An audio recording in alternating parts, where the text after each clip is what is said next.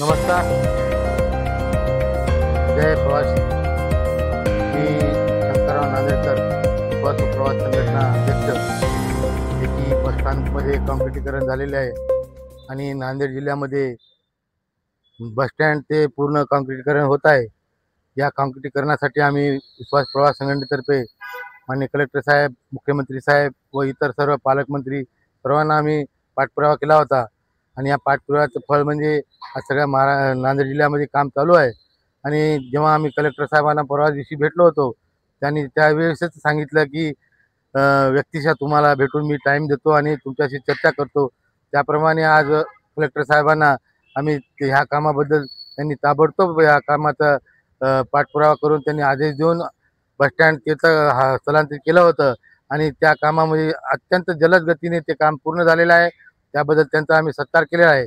तसेच कलेक्टर साहेबांतर्फे पण आम्ही पाठपुरावा केल्यामुळे आमचा पण कलेक्टर साहेबांनी सत्कार केला. आणि सर्व विश्वास प्रवास संघटनेचे पदाधिकारी यांचे मी आभार मानतो. कारण नांदेड जिल्ह्यामध्ये एवढे खराब रस्ते होते. शहरामध्ये नांदेड जिल्ह्याचा जो मध्यवर्ती बसस्थानक जे खूप प्रसिद्ध आहे, इथे देश विदेशातून लोक येत असतात, प्रवासी येत असतात. अशा बसस्थानकाच्या मधील काँक्रिटीकरण सुद्धा झालेलं आहे विश्वास प्रवास संघटनेच्या पाठपुराव्यामुळे. आणि तसेच या बसस्थानक ते पुढील जे रस्ता जात आहे त्याचे पण काँक्रिटीकरण झालेले आहे.